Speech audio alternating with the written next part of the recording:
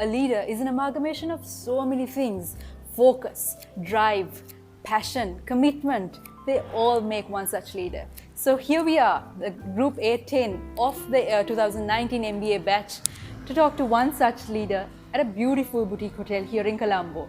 Do join with us and share the experience.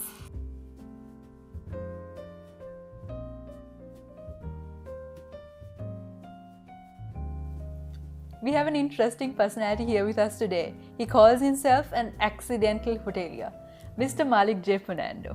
Now what we did realize was that you were very quick in your response to us. In terms of the emails. Yes. Yeah, because that is not a usual thing that we've come across, where when we usually send mails to people, they take a really long time. So we were wondering, with your busy schedule, how do you manage to juggle all of this and do everything that you do? I try. I mean, the thing is, if I don't finish it now, it's going to hit me later. So the point is, you have to deal with things as they arise. I mean, I will not constantly look at something, but never postpone or delay something, because A, it has a mental overhead of knowing that it needs to be done, and secondly, it just, you don't get rid of the problem. Okay, that's nice. So now your father, he was a big personality for you to grow under, for you to learn under. How was it for you? It's he's quite active. He's at Cape Veligamo today, and he's going to be 90. Touch wood this May. So I mean, obviously, it's a tremendous amount of pressure. We were sent off to university, and then as soon as we came back, so learning under him and doing certain things which we didn't maybe agree with, but through force of personality we did, and in the end, both my brother and I have kind of inculcated most of his characteristics, involved him to do things, not the biggest, but the best, and attention to detail, being hands-on, dealing with consumers one-on-one, and putting Sri Lanka first in whatever you do. So it's been a learning of 30-40 years working alongside him, but in the last 10 years or so, it has dawned on us that ideally we would like to bring our children up the same way. Yes, now speaking of children and family, now both you and your wife, you are very demanding positions as professionals. So how do you all find middle ground? Because that's something we all struggle with in finding time to spend as a family and as parents. How do you all find your middle ground? See, fortunately the kids are now grown up, so they're both at university in the UK, with one of them is training to be a medical doctor, the other one just graduated. So it would have been a challenge about 5 or 6 years ago. My wife stopped working when the kids were at their crucial exam period, and now it's obviously started again. So it's not too bad now, but of course you keep in touch with them using technology, and we talk, I mean, several times a day, to be honest. Whether it's a chat or a FaceTime or something, but it's tough. Okay, so now I'll move on to Resplendent. How did the idea of Resplendent Ceylon come about, and how did it happen? No, so the thing is this now, I thought I'd be spending all my time in tea, and when I was overseeing the tea growing areas for Burma, and when I look at the tea fields and climate, for me it's the most beautiful part of Sri Lanka. So there were these colonial tea planters bungalows which were not in very good shape. So a group of us just got together and said, let's restore them. This was during the height of the war in 2004. So actually we are coming on to our 15th anniversary in June of this year. We opened in 2005, and at that time we had a moderate vision. We just wanted more tourists and locals to explore and bring tourism to a part of the country where it wasn't, but also in a very sustainable way, not these big bills and big hotels that you see now, which I'm totally against. But after the war ended, there was really a massive growth. So then I thought, why don't we expand, since we're doing it so well, the guest satisfaction feedback is so good, and they write to us saying that after tea trails, anywhere else we go is a disappointment. So our brand of very sort of personalized luxury was not there in the country at that time. So then we did Cape Veligamo, Wild Coast. We have 3 working resorts, and we're doing 3 more. So we'll have a circuit where you go around, but each of the resorts are very individual, unbranded and unique. I don't like cookie cutter commodity type property. So that really was, it was really tea, the Dilma connection, and the booming tourism after the war that we decided to set up a search. Because Resplendent Ceylon, Sri Lanka means resplendent island. So resplendent is the word that has come from Sri Lanka. So as well. Ceylon connected to Ceylon tea and our history. Right, okay. So now you have this huge vision for Resplendent. How do you communicate your vision with your team? Okay, first of all, I have a great team. Secondly, we're very communicative. It's a very open culture. We use Slack, we use instant messaging. Everyone knows everything that's going on. I hate emails, so actually I've told the organization don't use email. We don't use it hardly. So if you look at the different resorts, virtually every guest gives us a response on so many different criteria that is shared with the team instantaneously. Like within a second of the guest leaving, everyone sees it. So it's a matter of, I think, with the team, it's not a massive team, it's about 600 people. What we basically do is everyone works off the same data, everyone is aware of what the issues are and what the corrective action is if necessary and who's responsible. No silos, I would like to think this. I think the challenge with organizations is you have different silos and everyone guarding their turf. Here, because it's open communication platform, no one will dare do that because they'll be exposed. So it's a matter of everyone competing to be overly cooperative and also the culture.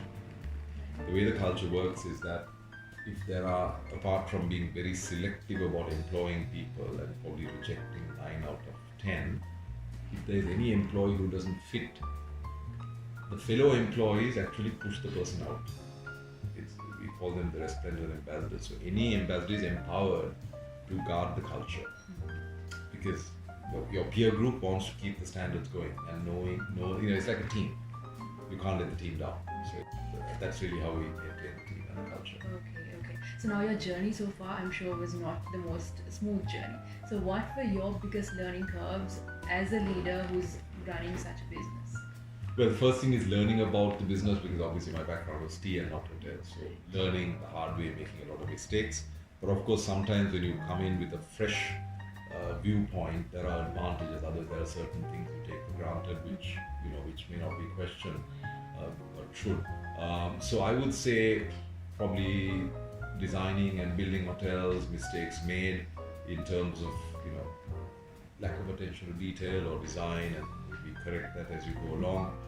Recruitment of staff and guarding the culture, that also is a challenge because it's not only the hardware in hotels, it's also the software.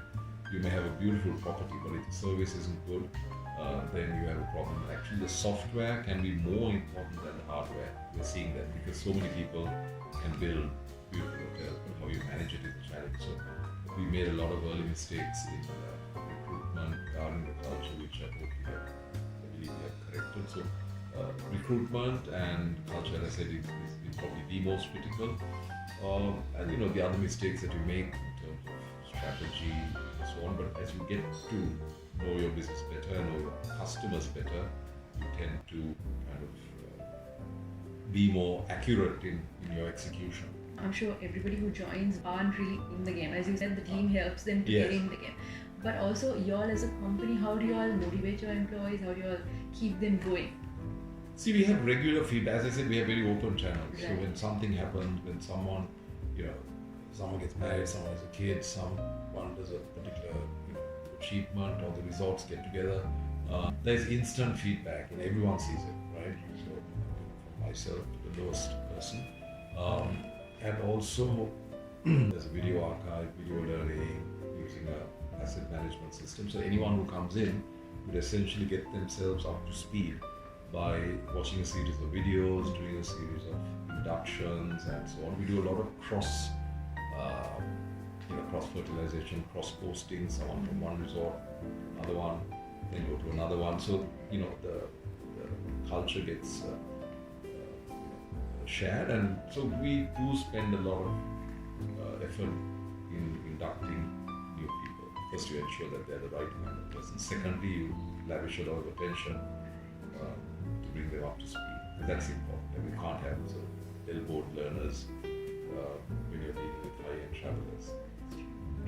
So now with that, I would like to move on to government support and infrastructure development. So usually that is beyond the business. But how did you manage to capitalize on these aspects? It has been a challenge because many of the authorities, at least at the time that we were developing, didn't really understand what we were doing, may not have understood the type of tourism we need in Sri Lanka, may have confused development with buildings, more as opposed to a sustainable model.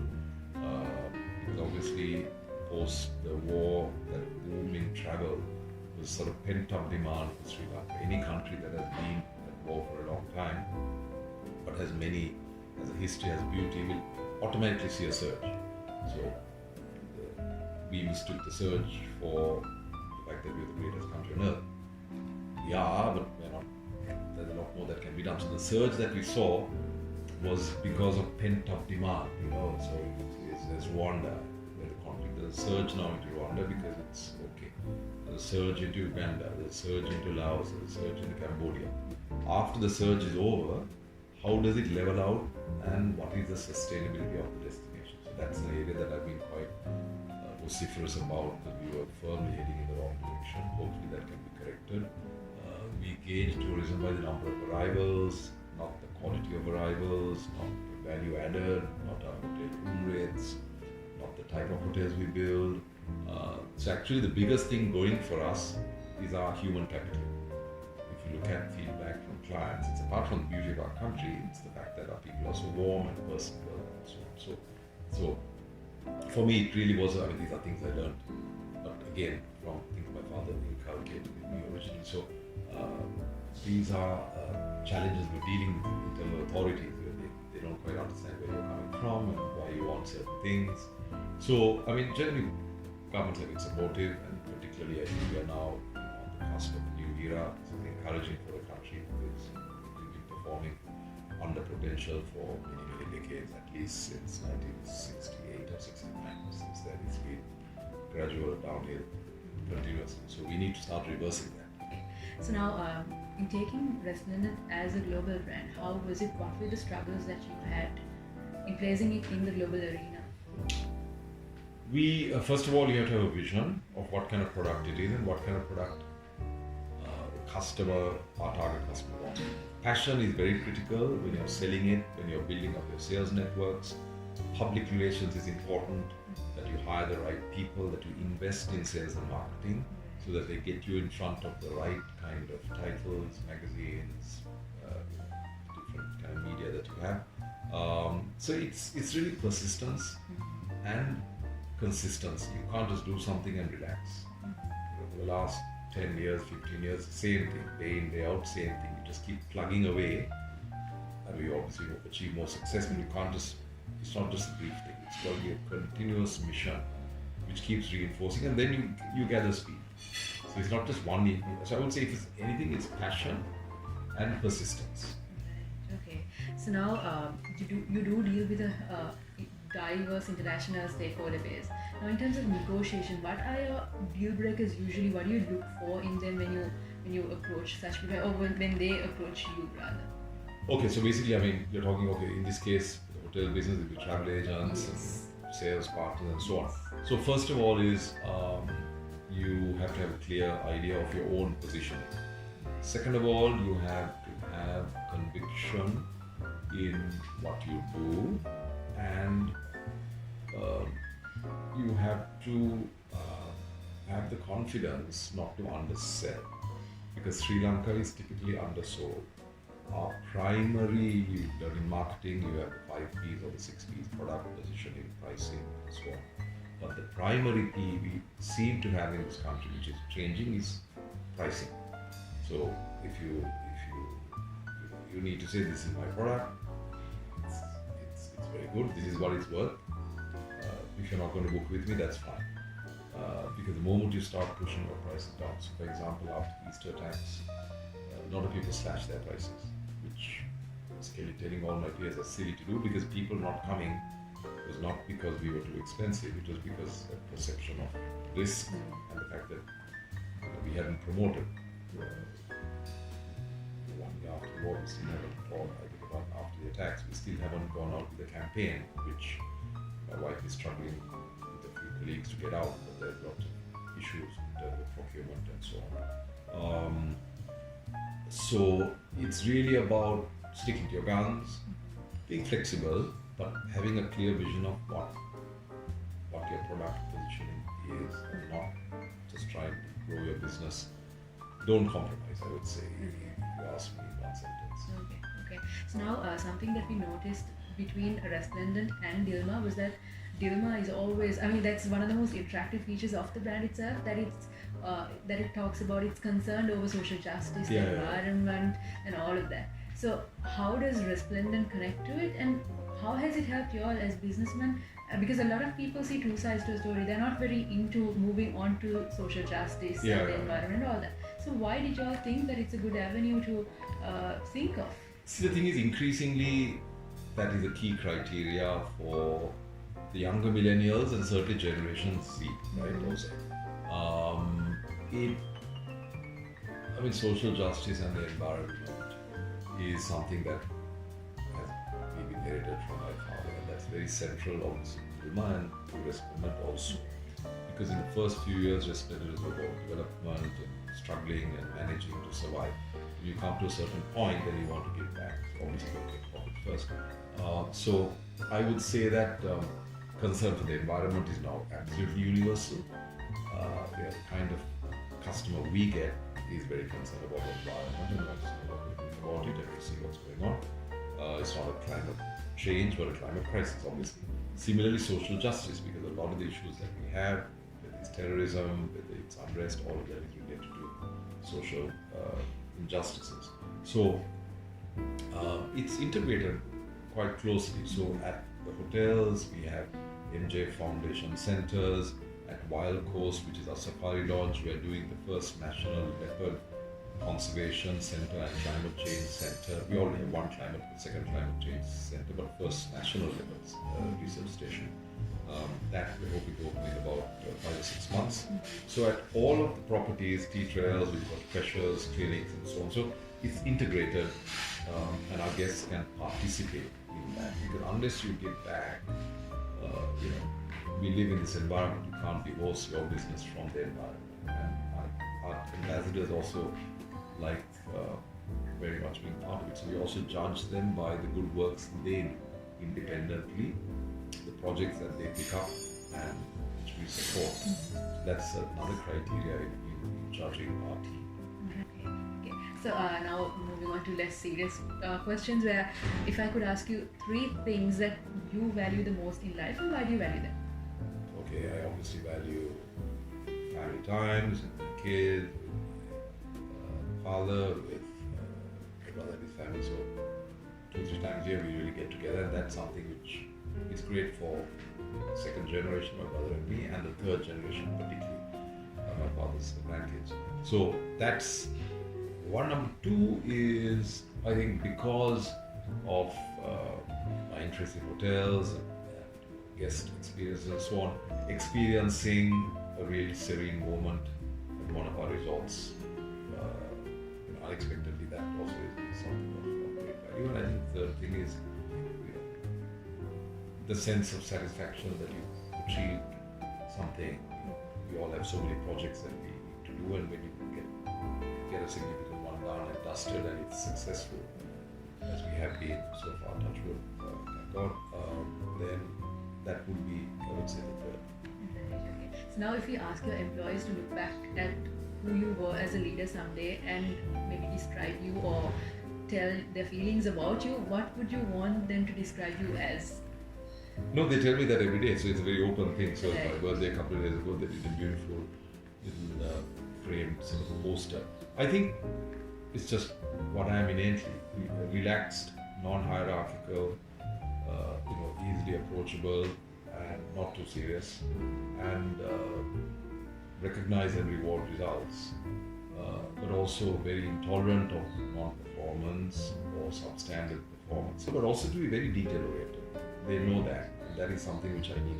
I'm very hands-on. I can't not know exactly what's going on, and that's something they, I would say, appreciate, because I can pick up on a problem that someone is having. I want to, because I want to get it done. So suddenly I'll say, look, you need help with this, let me sort this out. So, and I think there's an appreciation of that. Also from a selfish point of view, I want to get it done. I can't say, look, if someone else can fix it, it ends up being my problem. So I would say that's it. Right, okay. So now we were talking about the government and how sometimes they do not share the same vision that some others would. Having said that, what do you think the government should focus on in its maybe the couple of years that's coming up? Okay, it's very difficult to be a government in Sri Lanka because we have the highest ratio of politicians to citizens anywhere in the world. We have the highest ratio of public service to citizens anywhere in the world. We have the highest ratio of government operating costs to annual budget anywhere in the world. And you have a great deal of economic, commercial illiteracy. Provincial council is a huge disaster. When people say government, they think something called a government, an institution like a company has a board of directors. Government is a collection of 7,000 individuals. So the fact that we have strong, clear leadership is the first most important thing that has been achieved. But even for that, it's a challenge in terms of how you get things working, because everything is ground to a halt. So 30 years of erosion and corrosion cannot be corrected overnight. So really, government has to simplify, downsize, automate, focus, and it's a hell of a challenge. So there is a will, but to get it, it's like a big super tanker that's going at high speed in the wrong direction. To get it to slow down and turn actually takes a couple of days. Also, confidence is important. So if the right vision is there, then confidence will come. Investors will come, they'll invest, because at some point, it's like a doctor, you've got a serious ailment. If you don't have confidence in the doctor, then it's trouble. But if you have confidence in the doctor, then you also pick up a little bit and then you work together. So I would say that it's a big challenge, and it's something that is essential to resolve for the country to get back to where it was in the 60s, you may not remember. I don't either, but from what I read, that was really the highest point of this country. Since then, we've just gone down. Yeah, okay. So now that's from the perspective of the government. How can the citizens help this journey, or what should we be doing? Is there is a huge wave of change, or so we think? I think what the citizens have to do, there has to be a lot of citizen education. Right? Less so of the educated citizens, but more of the uneducated. Sri Lankans have a huge sense of entitlement. We have a huge sense of entitlement. What is the government going to do for me? Right? Also connected with past governments saying we'll give you rice from the moon, we'll give you this, we'll give you that. There is no entrepreneurship. There is no, again, connected to the development of the private sector, the fact that the government sector is attractive because you don't do any work, you get a pension, you can work 4 hours a day, so on. So everyone wants to work in the government sector unless you're passionate, you're motivated, like obviously you guys. But most people want their daughters to go into government service because then they can get a good job, not a good job, rather a good husband, and then they get a pension, however way it works. But I think what we have to do as citizens, the government has to, like Singapore did, other countries did, constant education on TV, other channels. How discipline, meaning don't litter, be considerate, how you drive on the road, how you treat tourists. Now, our tourism industry is growing, but they're getting ripped off like crazy. You have a total sort of undercurrent of this country who live on fleecing tourists, right? Whether it is molesting them, whether it is overcharging them, whether it is assaulting them. So that, I think, fortunately will be corrected and already it has started. But it's about being responsible for actions, being conscious about the environment, being kind to fellow citizens, and seeing what can we do to make the country a better place in our own little way, whether it is your work ethic, whether it is your entrepreneurship. The whole system needs to fall into place for that, but it helps if, I think most people are right thinking in this country. You have a few bad eggs, but you need the laws to apply. If you break the law, the system just needs to work, and then you slowly find that people fall into place. So now what will happen is that I will give you a word or a phrase, and I want you to give your first thoughts on it. Okay. In 1 or 2 words. Okay. Yeah. So Sri Lanka. Paradise. Great. Family. Love. Time. Precious. Teamwork. Critical for any business. Attitude. Has to be positive. Passion. Passion is all if you want to grow a business. passion. Brands are all about passion. So with that, I'll have my last question for you. Yeah.